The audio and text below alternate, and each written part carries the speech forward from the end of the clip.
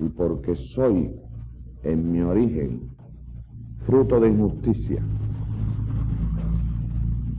de desigualdad, de discrimen, de injusticia, de atropello, a quien se le hizo más difícil que a nadie la lucha, no podré jamás renegar de mi propio origen, ni abandonaré jamás mi propia promesa conmigo mismo de luchar por la igualdad de los seres humanos en esta tierra de Puerto Rico, por la justicia, por la fraternidad, contra el discrimen, contra la explotación, que todavía azota profundamente la sociedad puertorriqueña.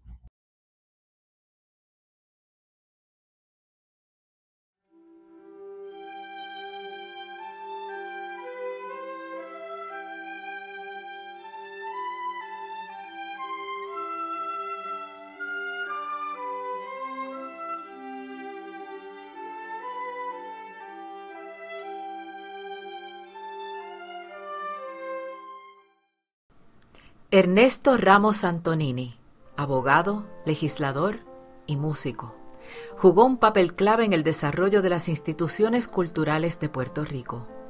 El trasfondo musical que le proveyó su familia sembró en él la semilla del amor que sintió siempre hacia la música. Ese amor lo llevó más tarde a ser el gestor de las leyes que crearon entidades como las Escuelas Libres de Música, el Instituto de Cultura Puertorriqueña y el Conservatorio de Música de Puerto Rico.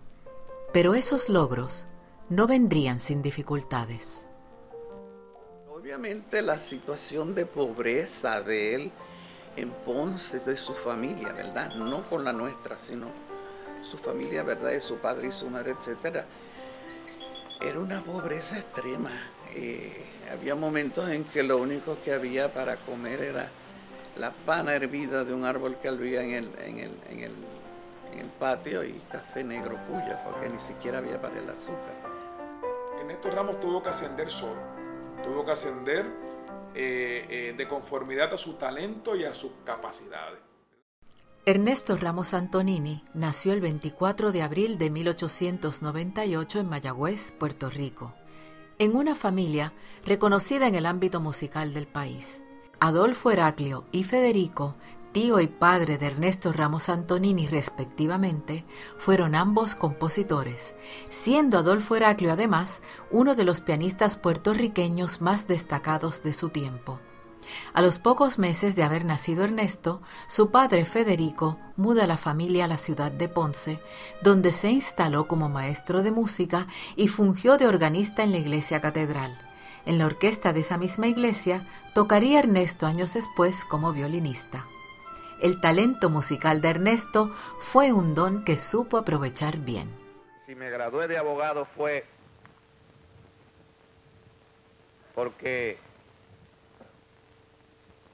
por la preparación que él me había impartido me permitió ser el director de la banda del batallón de cadetes de la Universidad de Puerto Rico durante 4 años, y con eso me pagaba mis estudios.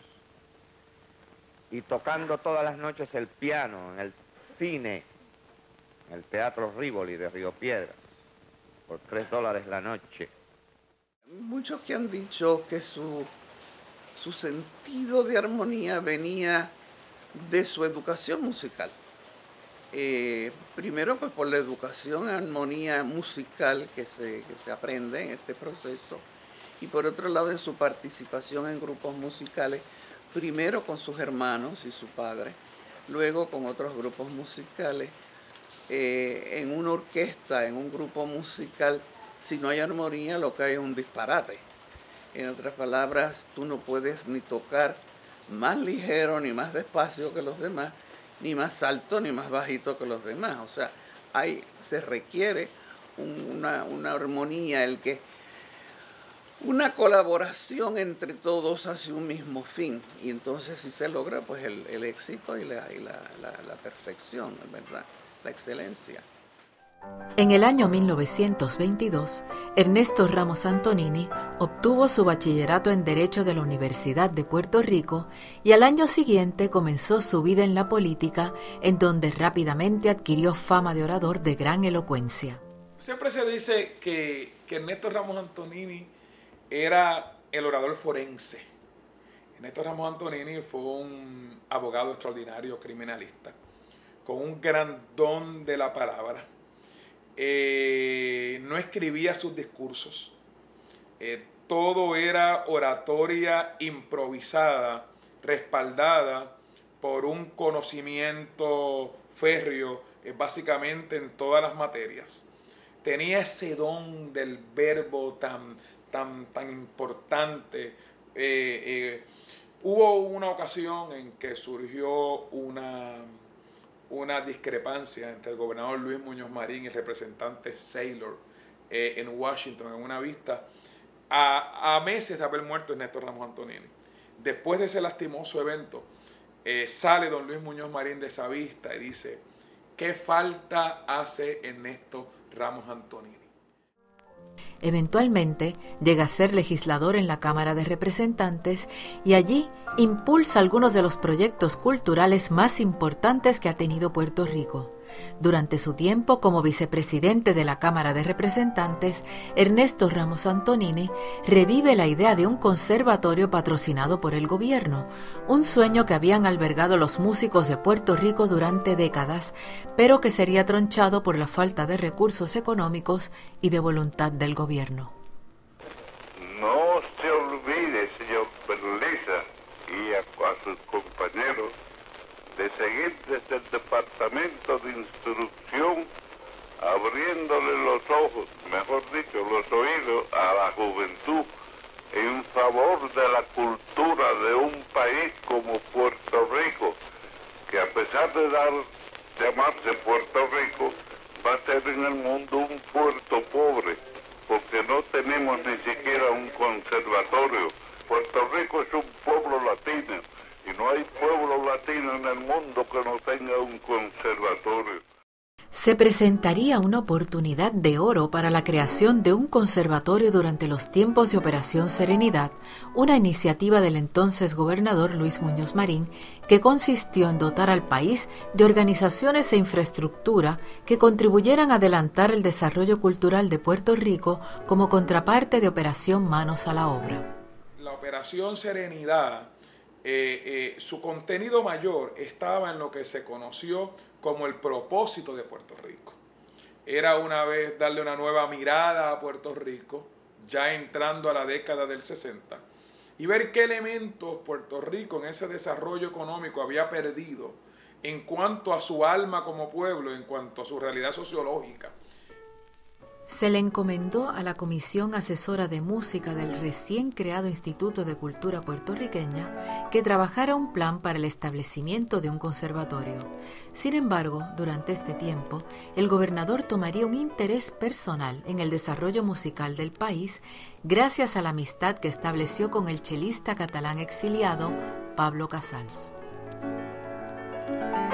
El proyecto para establecer un conservatorio pasó a manos de la legislatura y es entonces cuando Ernesto Ramos Antonini, esta vez como presidente de la Cámara de Representantes, presenta el proyecto de ley para crear el Conservatorio de Música de Puerto Rico. La medida se convirtió en ley en junio de 1959 y el 25 de enero de 1960 el conservatorio abrió sus puertas al público por primera vez, convirtiendo en realidad un sueño que Ernesto Ramos Antonini y la comunidad de músicos de Puerto Rico anhelaron durante tanto tiempo. Se le atribuye la creación del conservatorio a otras personas. Créanme, fue una invención de él. Él dijo, aquí hay que crear un conservatorio para que los puertorriqueños se eduquen, con la idea de que esa orquesta, la orquesta sinfónica, esté compuesta toda por músicos puertorriqueños. Ernesto Ramos Antonini no vería los primeros frutos del nuevo conservatorio. La muerte lo sorprendió prematuramente el 9 de enero de 1963 con una fulminante trombosis coronaria, apagando la vida de quien fue un puertorriqueño genuinamente enamorado de su patria. Él sentía que él tenía una responsabilidad para este pueblo y no importaron si le costaba la vida, pues le costaba la vida. Mientras los países puedan tener o figuras como él o recordar sus hazañas, los países se mantienen vivos y se superan a ellos mismos. Y esas experiencias dolorosas, de las cuales he salido milagrosamente vivo, no han creado en mí ningún complejo, ni han cambiado mi actitud, ni me han desalentado, ni me han inducido a cambiar. Jamás. Porque el pecado más grande que puede cometer un ser humano es el de renegar de su propio origen.